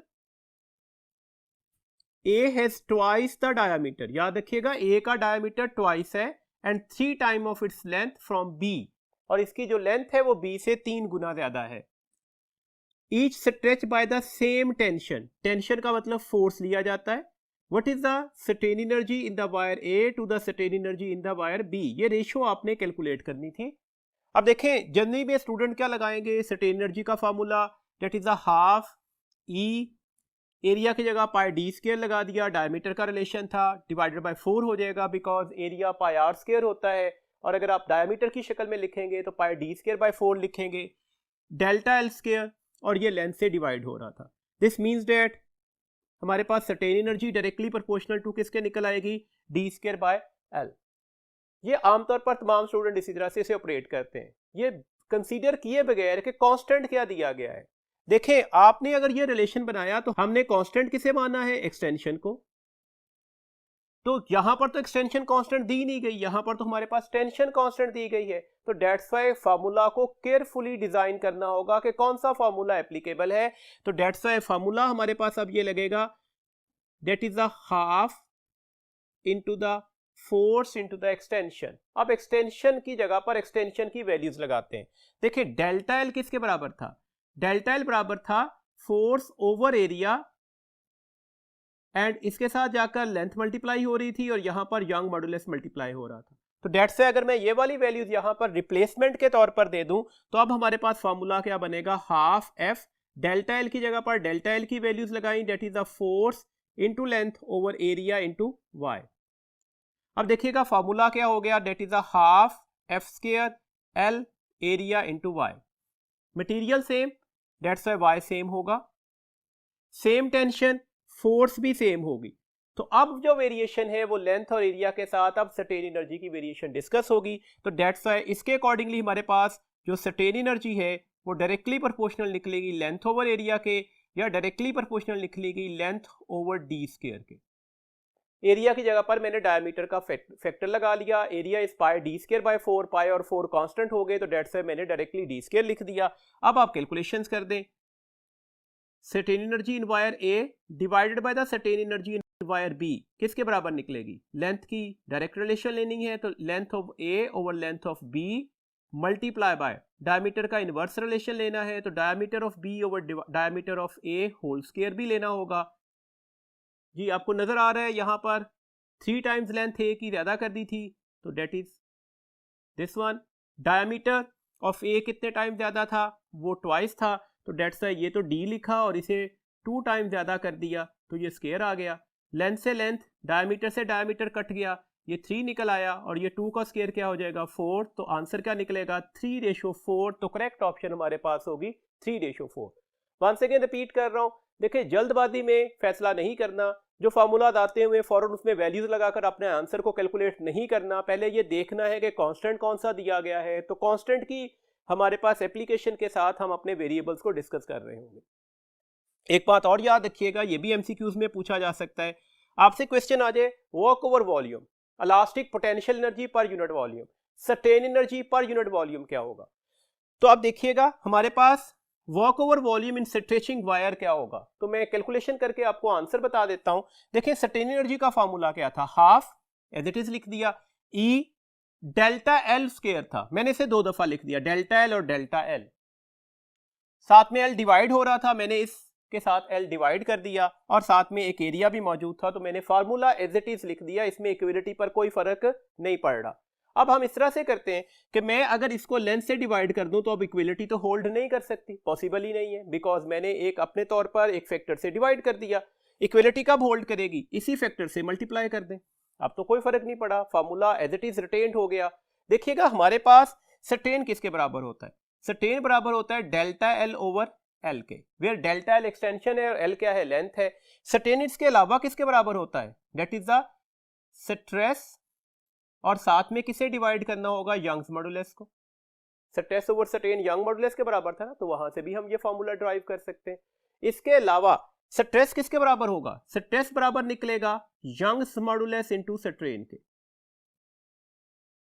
अब जरा यहां पर देखिएगा, यंग्स मॉडुलस या elastic modulus into certain, certain यही था डेल्टा एल ओवर एल, तो ये यंग्स मॉडुलस है, जब इसे सर्टेन से मल्टीप्लाई किया जाएगा तो ये पूरा फैक्टर किसके बराबर निकल आएगा, ये स्ट्रेस हो गया। डेल्टा एल ओवर एल किसके बराबर है, सर्टेन के, और एरिया इनटू द लेंथ किसके बराबर होगा, ये वॉल्यूम के बराबर होगा। तो हमारे पास सर्टेन एनर्जी का एक और फॉर्मूला आ गया, that is the half stress certain into the volume. जब भी आपके पास वॉल्यूम गिवन हो, स्ट्रेस की वैल्यूज गिवन हो, स्ट्रेन की वैल्यूज गिवन हो और आपसे ये कहा जाए कि आप स्ट्रेन एनर्जी कैलकुलेट कर दें, तो आप इस फॉर्मूला को यूटिलाइज कर सकते हैं। ये फॉर्मूला बुक में नहीं लिखा हुआ, लेकिन इसके अकॉर्डिंगली क्वेश्चन पूछे जा सकते हैं। इसमें एक और पैरामीटर तय हो रहा है, आपको नजर आ रहा है, देखिएगा अगर मैं इस तरह से कर दूं strain energy per unit volume ले आऊं, तो अब फॉर्मूला क्या हो गया, that is a half stress into strain. This means that certain energy per unit volume को कहा क्या जाता है? Certain energy per unit volume को हम एनर्जी डेंसिटी भी कह सकते हैं। तो ये एनर्जी डेंसिटी का फॉर्मूला है। जनरली ऐसे क्वेश्चन ही पेपर में आते हैं, ये क्वेश्चन भी यही था। Work over volume in stretching wire is work over volume, energy over volume, elastic potential energy over volume, certain energy over volume, बात एक ही है। तो किसके बराबर निकला? हाफ स्ट्रेस इनटू सर्टेन के। लाजमी नहीं कि सिर्फ फॉर्मूला ही पूछा जाए, आपसे क्वेश्चन ऐसे भी पूछा जा सकता था कि स्ट्रेस की वैल्यूज 2 मेगापास्कल है, सर्टेन 0.1 है, आप कैलकुलेट करके बता दें कि अब हमारे पास वर्क ओवर वॉल्यूम क्या होगा। तो आप क्या करेंगे? आप स्ट्रेस को स्ट्रेन से मल्टीप्लाई करके किससे डिवाइड कर देंगे? 2 से, तो आपके पास आंसर निकल आएगा। इस फॉर्मूला को हम जनरली और भी डिफरेंट फॉर्म में ट्रांजिशन लेकर आ सकते हैं। जैसे आप देखिएगा, मैं इसे ऐसे लिख सकता हूं, हाफ स्ट्रेस, और यहां पर स्ट्रेस ओवर इलास्टिक मॉडुलस लिख लो। मैंने सर्टेन की वैल्यूज लगा दी, तो ये हाफ स्ट्रेस का square divided by the Young's modulus लिखा जा सकता है। आप ये काम स्ट्रेस की वैल्यूज लगाकर भी कर सकते थे। अब स्ट्रेस की वैल्यूज लगा दें तो स्ट्रेस किसके बराबर था? यंग मॉडुलस इनटू सर्टेन, और एक सर्टेन और भी है। तो ये formula half stress into strain भी हो सकता है, हाफ स्ट्रेस का square divided by the Young's modulus भी हो सकता है, half Young's modulus into the strain का स्क्वायर भी हो सकता है। जी नेक्स्ट हमने पढ़ना है जी बैंड थ्योरी के बारे में, valence band, conduction band and forbidden band. Actually हम पढ़ना चाह रहे हैं इलेक्ट्रिकल प्रॉपर्टीज ऑफ सॉलिड के बारे में। इलेक्ट्रिकल प्रॉपर्टीज का मतलब क्या है? इलेक्ट्रिकल प्रॉपर्टीज एक्चुअली किसी भी मटेरियल का रिस्पांस होता है सम एक्सटर्नल इलेक्ट्रिक फील्ड को, या ability to conduct the electric current या इलेक्ट्रिसिटी भी हम इसे इलेक्ट्रिकल प्रॉपर्टीज ही बोलते हैं। अच्छा, इस बिहेवियर के ऊपर हम मटेरियल्स को, सॉलिड्स को 3 हिस्सों में डिवाइड करते हैं। पहले कहलाते हैं जी कंडक्टर। कंडक्टर की कंडक्टिविटी सबसे मैक्सिमम होती है, इसकी कंडक्टिविटी होगी क्या? 10⁷ पर ओहम पर मीटर। इसका अल्फा पॉजिटिव होता है। अल्फा पॉजिटिव होने का मतलब है रेजिस्टेंस और टेम्परेचर में डायरेक्ट रिलेशन होगा। टेम्परेचर के बढ़ने से रेजिस्टेंस बढ़ती जाएगी, डेट से 0 केल्विन के ऊपर जाकर ये सुपर कंडक्टर्स हो जाते हैं। इतने कम टेम्परेचर पर इसकी रेजिस्टेंस ना होने के बराबर होगी, 0 हो जाएगी, डेट से ये हमारे पास सुपर कंडक्टर्स के तौर पर बिहेव करते हैं। सॉलिड्स की दूसरी क्लासिफिकेशन हमारे पास upon the electrical properties insulators होगी। इंसुलेटर की कंडक्टिविटी सबसे लोएस्ट होती है 10⁻⁻10 से 10⁻⁻20 पर ओहम पर मीटर। इसका कोई इफेक्ट नहीं होता टेम्परेचर पर, तो डेट से टेम्परेचर को कम ज्यादा करने से ये इंसुलेटर्स ही रहते हैं। 0 केल्विन पर भी ये इंसुलेटर के तौर पर ही बिहेव करते हैं। हमारे पास तीसरी क्लासिफिकेशन है सेमीकंडक्टर्स। सेमीकंडक्टर्स की जो कंडक्टिविटी होगी वो इंटरमीडिएट होगी between the conductors and insulators, that will be the 10⁻⁻4 से लेकर 10⁻⁻6 पर ओहम पर मीटर। ये इसकी कंडक्टिविटी की वैल्यूज है। इसके लिए अल्फा नेगेटिव होगा। अल्फा नेगेटिव का मतलब है रेजिस्टेंस और टेम्परेचर के दरमियान इनवर्स रिलेशन होगा।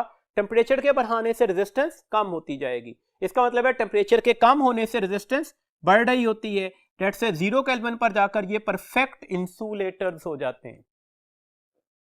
इनकी क्लासिफिकेशन के लिए हम कौन सी थ्योरी यूज करते हैं? तो सबसे पहली जो थ्योरी थी उसे फ्री इलेक्ट्रॉन थ्योरी कहा जाता है। फ्री इलेक्ट्रॉन थ्योरी की बेसिस क्या है? तो बोहर एटॉमिक मॉडल। ये एमसीक्यूज के लिए याद रखिएगा। अब इससे बहुत बेहतर थ्योरी पढ़ रहे हैं जिसे हम एनर्जी बैंड थ्योरी बोला जाता है। हमारी बुक में एक और पॉइंट भी लिखा हुआ है, एमसीक्यूज के लिए याद रखिएगा। एनर्जी बैंड थ्योरी की बेसिस क्या है? तो वेव मैकेनिकल मॉडल। जी energy band theory actually theoretical topic है, आपने कुछ एमसीक्यूज याद रखने होंगे। यहां पर सबसे पहला पॉइंट, जब भी हम किसी एक आइसोलेटेड एटम को डिस्कस करते हैं तो उसका जो एनर्जी लेवल होता है वो डिस्क्रीट होता है, डिस्टिंक्ट होता है, स्पेसिफिक एनर्जी लेवल्स होते हैं उसके। अगर हम इसे n नंबर ऑफ एटम्स में डिस्कस करना चाह रहे हैं, मतलब इसका सॉलिड बिहेवियर डिस्कस करना चाह रहे हैं, तो यही जो डिस्क्रीट एनर्जी लेवल है ये स्प्लिट अप हो जाएगा इनटू द n सब लेवल्स। ये आप n सब लेवल्स में कन्वर्ट हो गया, इसे हम स्टेट बोलते हैं। वजह क्या है क्यों n सब लेवल्स में कन्वर्ट हो गया? क्योंकि अब हर इलेक्ट्रॉन पर बहुत सारी फोर्सेस लगना शुरू हो जाएंगी। किस वजह से? अदर एटम्स की वजह से। तो डेट से एनर्जी लेवल अभी भी डिस्क्रीट होंगे बट सो क्लोजली स्पेस्ड होंगे कि they make a band. Next point याद रखिएगा, हमारे पास जो बैंड्स हैं, सबसे पहला बैंड हम डिस्कस करते हैं completely filled band. Completely filled band कौन से होते हैं जी? वैलेंस बैंड से नीचे वाले सारे के सारे बैंड कंप्लीटली फिल्ड बैंड होते हैं। नाम से जाहिर है उसमें इलेक्ट्रॉन की कोई वैकेंसी नहीं होगी, तो एक्चुअली ये कंडक्शन में कोई टेक पार्ट नहीं करते, डेट से हम इसे डिस्कस भी नहीं कर रहे। इसमें जो नेक्स्ट है वो हमारे पास है फॉरबिडन एनर्जी बैंड, हम इसे फॉरबिडन गैप भी बोलते हैं। एक्चुअली फॉरबिडन गैप की वैल्यूज बहुत इंपॉर्टेंट होगी कंडक्शन के लिए। फॉरबिडन गैप या फॉरबिडन एनर्जी बैंड होता क्या है, ये किसी भी दो कंसेक्टिव बैंड के दरमियान ऐसी जगह हैं, ऐसे एरियाज हैं जहां पर इलेक्ट्रॉन की प्रोबेबिलिटी नहीं होती, जहां पर इलेक्ट्रॉन के लिए प्रोहिबिटेड एरिया होता है, डेट्स इसे फॉरबिडन एनर्जी गैप्स बोला जाता है। Valence band outermost shell है, हाईएस्ट ऑक्युपाइड बैंड होगा, हाईएस्ट ऑक्युपाइड बैंड एटम ही का हिस्सा है, पॉजिटिव न्यूक्लियस इलेक्ट्रॉन पर फोर्स लगा रहे हैं, डेट्स इलेक्ट्रॉन यहां पर ऑर्बिटिंग कर रहे होते हैं। नो डाउट ये फोर्स बहुत वीकर होगी, क्योंकि जैसे जैसे आप आगे चलते जाएंगे, अगले बैंड में चलते जाएंगे, तो न्यूक्लियस की फोर्स कम होती जाएगी, बट न्यूक्लियस की फोर्स लग रही है। इसके इलेक्ट्रॉन्स को वैलेंस इलेक्ट्रॉन्स कहा जाता है। इंपॉर्टेंट प्रॉपर्टी है ये, या तो कंप्लीटली फिल्ड होगा या पार्शियली फिल्ड होता है। वैलेंस बैंड एम्प्टी नहीं होता। अगला बैंड है जी conduction band. Above the valence band जो हमारे पास बैंड कहलाएगा वो कंडक्शन बैंड होगा। हमने इसके लिए लफ्ज नहीं बोला ये ऑक्युपाइड बैंड है, तो डेट से ये याद रखिएगा, ये बैलेंस बैंड से तो ऊपर है, लेकिन यहां पर कौन से इलेक्ट्रॉन्स आएंगे, जो अपने एटम्स को छोड़ चुके होंगे। तो डेट से ऐसे इलेक्ट्रॉन्स को हम कंडक्टिव इलेक्ट्रॉन्स या फ्री इलेक्ट्रॉन्स बोलते हैं। ऐसे इलेक्ट्रॉन्स के लिए हम लफ्ज बोलते हैं कि ये फ्री इलेक्ट्रॉन्स होंगे। करता क्या है, ये जो इलेक्ट्रॉन वैलेंस बैंड को छोड़कर आ रहे होते हैं उन्हें अकोमोडेट करता है। ये या तो एम्प्टी होता है या पार्शियली फिल्ड होता है। ये प्रॉपर्टीज आपने एमसीक्यूज के लिए याद रखनी है।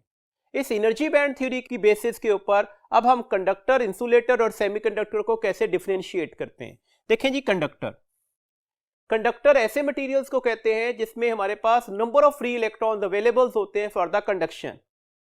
कौन से पैरामीटर्स को फॉलो कर रहे होंगे, तीन प्रॉपर्टीज याद रखिएगा। देखिएगा, कंडक्टर्स के अंदर वैलेंस बैंड और कंडक्शन बैंड एक दूसरे के ऊपर ओवरलैप कर जाते हैं।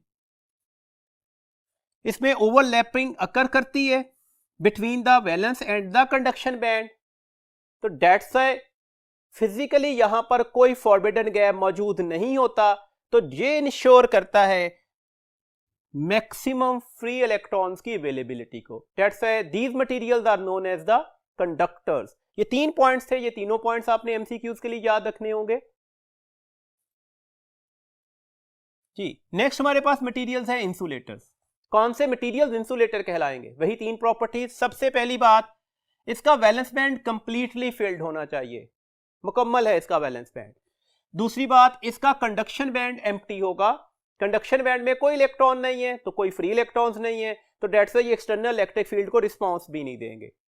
इसके दरमियान जो फॉरबिडन गैप होता है वो काफी बड़ा होता है, काफी लार्ज फॉरबिडन गैप प्रेजेंट होता है। तो ऐसे मटेरियल्स के लिए हम लफ्ज बोलते हैं ये इंसुलेटर्स होते हैं, इसमें अवेलेबिलिटी ऑफ फ्री इलेक्ट्रॉन्स नहीं होती। सेमीकंडक्टर्स के अंदर हमारे पास वैलेंस और कंडक्शन बैंड पार्शियली फिल्ड होते हैं, ये पार्शियली फिल्ड होंगे, जबकि इनके दरमियान एक नैरो फॉरबिडन गैप होता है और इसकी मैक्सिमम वैल्यूज 1 इलेक्ट्रॉन वोल्ट होती है। ये नैरो फॉरबिडन गैप ही एक्चुअली इसे इंसुलेटर से डिफरेंशिएट कर रहा होता है। एक्चुअली 0 केल्विन पर होता यह है, 0 केल्विन के ऊपर इसका वैलेंस बैंड जो है वो कंप्लीटली फिल्ड हो जाता है, जबकि कंडक्शन बैंड क्या हो जाता है, वो एम्प्टी होगा। फॉरबिडन गैप अभी भी मौजूद होगा, बेशक नैरो है, डेट्स है यहां पर ये इंसुलेटर के तौर पर बिहेव करते हैं। अवेलेबिलिटी ऑफ फ्री इलेक्ट्रॉन्स नहीं है। जैसे आप टेम्परेचर राइज कर दें, ये मैंने रूम टेम्परेचर की प्रॉपर्टीज लिखी हैं, आप जैसे टेम्परेचर को राइज करेंगे, टेम्परेचर के राइज होने से thermal kinetic energy of the electrons बढ़ जाएगी। डेट्स है इलेक्ट्रॉन जंप करेंगे वैलेंस बैंड से कंडक्शन बैंड में, तो डेट्स है ये दोनों पार्शियली फिल्ड हो जाएंगे, अभी भी नैरो फॉरबिडन गैप दोनों में मौजूद होगा। अब ये कैसे बिहेव करना शुरू कर देंगे, now it behave as a semiconductors. ये सारे पॉइंट्स आपने 1 बाय 1 एमसीक्यूज के लिए याद रखने होंगे। देखिएगा, अब आगे चलते हैं, हम कुछ लास्ट ईयर के पेपर में से जो एमसीक्यूज आते हैं एंटी टेस्ट में वो डिस्कस करते हैं। पास्ट पेपर एमसीक्यूज देखिए, क्वेश्चन है अ वायर है स्प्रिंग कांस्टेंट। याद रखिएगा, लफ्ज स्प्रिंग कांस्टेंट बोला गया। 5 × 10⁴ न्यूटन पर metre it is stretch by a force to delta L, ये उसकी एक्सटेंशन दे दी गई। Calculate the strain energy stored in the wire. Strain energy का फॉर्मूला आप सबको पता है, क्या होता है जी सर्टेन एनर्जी का formula? Half force into extension. अब प्रॉब्लम यह है कि फोर्स तो दी गई नहीं, हमें तो दिया ही स्प्रिंग कांस्टेंट गया है। तो अब याद रखिएगा चैप्टर नंबर 7 फर्स्ट ईयर, देखिए इस तरह से इंटरलिंक्ड फिनोमिनाज, इंटरलिंक्ड फॉर्मूलाज आपके पास पूछे जा सकते हैं। स्प्रिंग कांस्टेंट की डेफिनेशन है फोर्स पर यूनिट एक्सटेंशन। हम यहां पर एक्सटेंशन को डेल्टा एल से रिप्रेजेंट कर रहे हैं। दिस मींस दैट फोर्स किसके बराबर आ जाएगी? के इंटू डेल्टा एल। अगर मैं फोर्स की जगह पर यहां पर फोर्स की वैल्यूज लगा दूं तो आपके पास फार्मूला अब जस्टिफाइड हो रहा है। अब सारी चीजें नोन है, आपके पास अननोन कैलकुलेट कर सकते हो। देखिए हमारे पास स्प्रिंग कांस्टेंट की वैल्यूज कितनी दी गई? That is the 5 into 10 raise की power 4, that is 1.4 into 10 raise की power -3, this one is 1.4 into 10 raise की पावर -3। दो दफा डेल्टा एल था। अब यहां पर हमारे पास रिलेशन क्या हो जाएगा? ये इससे कैंसिल होकर 2.5 आ गया। 1.4 को 1.4 से मल्टीप्लाई करते हैं तो डेट इज 1.96। अब प्रीफिक्सेस सॉल्व कर लें। 10 रेज़ की पावर +4 है, -3 और -3, तो कितने बच गए जी? 10 रेज़ की पावर -2। आप इसे राउंड ऑफ करें। लेट्स सपोज, हम इसे सपोज कर लेते हैं कि ये वैल्यूज 2 है। तो अगर ये वैल्यूज 2 है तो 2.5 से मल्टीप्लाई होकर ये 5 हो जाएगा। तो 5 इंटू 10 रेज़ की पावर -2 जूल आपके पास आंसर निकलेगा। देखिएगा हमने कुछ राउंड ऑफ किया ना वैल्यूज को, तो डेट्स है। अब इसके नियर अबाउट ऑप्शन हम ढूंढेंगे, तो कौन सी ऑप्शन ठीक है? 4.9 10 रेज़ की पावर -3, 4.95 ही है, तो ये तो ऑप्शन गलत हो गई। 4.9 इंटू 10 रेज़ की पावर -5 जूल, ये भी गलत हो गई। तो करेक्ट ऑप्शन हमारे पास कौन सी है? डेल्टा। नेक्स्ट क्वेश्चन को डिस्कस कीजिएगा। The area under the extension load graph, load force ही के लिए लफ्ज बोला जाता है, तो फोर्स एक्सटेंशन ग्राफ का एरिया लेना है for an elastic material whose elastic limit is not exceed give its। Force extension graph का एरिया किस चीज की इंफॉर्मेशन देता है? तो ये तो ऑलरेडी हम डिस्कस कर रहे हैं। फोर्स एक्सटेंशन ग्राफ का एरिया, अगर आप फोर्स एक्सटेंशन ग्राफ की शक्ल देख रहे थे तो वो हमारे पास एक राइट एंगल ट्राइंगल बनी थी, उसका जो एरिया निकला था वो हाफ फोर्स इनटू एक्सटेंशन निकला था, जिसके लिए लफ्ज हमने बोला था ये स्ट्रेन एनर्जी है, ये इलास्टिक पोटेंशियल एनर्जी है, या ये वर्क डन है। तो इसके अकॉर्डिंग अपनी ऑप्शन ढूंढिएगा। Stress, strain energy, Young's modulus, strain. तो बेस्ट ऑप्शन हमारे पास कौन सी होगी? Strain energy. क्वेश्चन है कि ये ग्राफ बना हुआ है स्ट्रेस और स्ट्रेन के दरमियान। इस ग्राफ की ये शक्ल बनी हुई है। आपसे पूछा गया which material will follow the stress strain graph, कौन सा मटेरियल इस स्ट्रेस स्ट्रेन ग्राफ को फॉलो करेगा? ऑप्शन अल्फा है copper, iron, lead and glass. सबसे पहले तो देखें ये ग्राफ है क्या। एक मटेरियल इलास्टिक लिमिट को अप्रोच करते ही फ्रैक्चर्ड हो गया, तो डेट्स है ये ब्रिटल सब्सटेंसेस का ग्राफ है। ब्रिटल सब्सटेंसेस कौन से थे? तो हमने कहा था ग्लास है, हाई कार्बन स्टील है। तो आप देखिएगा इसके अकॉर्डिंगली कौन सी ऑप्शन है? कॉपर डक्टाइल है, आयरन डक्टाइल है, लेड डक्टाइल है। तो इसका मतलब है the correct option is the glass. Next question है जी, Young modulus of elastic wire Y and stress is F. देखिए स्ट्रेस को एफ से रिप्रेजेंटेशन दी गई है। It's elastic potential energy per unit volume is, work done per unit volume, elastic potential energy per unit volume, या strain energy per unit volume, बात एक ही है। एक्चुअली ये तो हम पढ़ रहे हैं कि elastic potential energy per unit volume जो थी वो हमारे पास निकला था हाफ स्ट्रेस इनटू स्ट्रेन। अभी इसके अकॉर्डिंगली तो कोई ऑप्शन ठीक नहीं बन रही। तो हम ऐसे करते हैं, देखें आपके पास फॉर्मूलाज दिए किस में गए? A B C D option में देखिएगा, स्ट्रेस और यंग्स मॉडुलस में। तो इसका मतलब है हमने करना क्या होगा? ये हमें लीड कर रहा है कि हमें इस स्ट्रेन की वैल्यूज को स्ट्रेस और यंग मॉडुलस में कन्वर्ट करना है। देखें आपके पास यंग्स मॉडुलस किसके बराबर होता है? स्ट्रेस ओवर स्ट्रेन के। इसका मतलब है स्ट्रेन किसके बराबर आ जाएगा? स्ट्रेस ओवर यंग्स मॉडुलस के। तो ये वाली वैल्यूज अगर हम यहां पर लगाते हैं तो that is the half stress और स्ट्रेन की वैल्यूज लगा दी, तो आंसर निकल आया हाफ स्ट्रेस का स्क्वायर ओवर वाई। अब देखें आपसे कहा क्या गया, स्ट्रेस को हमने सिग्मा से नहीं एफ से रिप्रेजेंटेशन दी। तो अगर मैं कंडीशन ऑफ द क्वेश्चन के मुताबिक यहां पर एफ लगा दूं तो ये आपके पास फॉर्मूला है। इसके अकॉर्डिंगली द बेस्ट ऑप्शन है अल्फा।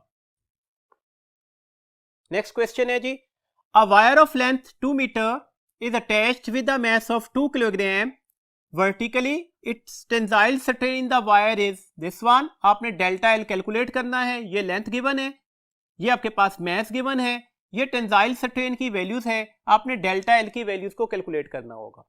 फॉर्मूला लिखिएगा, टेंसाइल स्ट्रेन किसके बराबर होता है, that is a del L over L के। डेल एल कैलकुलेट करना है तो ये आ जाएगा स्ट्रेन इनटू द लेंथ के। स्ट्रेन की वैल्यूज गिवन है, डेट इज 0.3 इंटू 10⁻³ और लेंथ की वैल्यूज गिवन है 2, तो आंसर निकल आएगा 0.6 इंटू 10⁻³ मीटर। आप इसे 0.6 मिलीमीटर भी लिख सकते हो, तो डेट्स ए करेक्ट ऑप्शन जो हमारे पास होगी वो 0.6 मिलीमीटर के अकॉर्डिंगली चार्ली ऑप्शन ठीक है। एक और फॉर्मूला याद रखिएगा, बुक के न्यूमेरिकल्स में ये सोल्यूशन दिया गया, परसेंटेज एलोंगेशन। परसेंटेज एलोंगेशन के लिए फॉर्मूला लिखा हुआ है, that is a del L over L multiply by 100। That's a percentage elongation जो होगी वो हमारे पास स्ट्रेन इंटू 100 के बराबर होगी। मतलब अगर स्ट्रेन दे दी जाए और आपसे परसेंटेज एलोंगेशन कैलकुलेट करने के लिए कहा जाए तो आप स्ट्रेन को जस्ट 100 से मल्टीप्लाई कर दीजिएगा। सिमिलरली स्ट्रेन किसके बराबर निकलेगा, percentage elongation divided by 100। This means that अगर आपसे परसेंटेज एलोंगेशन दी जाए और आपसे कहा जाए स्ट्रेन कितना होगा, तो आप परसेंटेज एलोंगेशन को किससे डिवाइड कर देंगे, 100 से। ये था जी आज का लेक्चर। इसमें हमने तमाम जो की पॉइंट्स थे उसको डिस्कस किया। इन तमाम फार्मूलाज की, तमाम कॉन्सेप्ट्स की, तमाम पॉइंट्स की अच्छी तरह से प्रैक्टिस कीजिएगा। अपना बहुत ख्याल रखिएगा। अल्लाह हाफिज।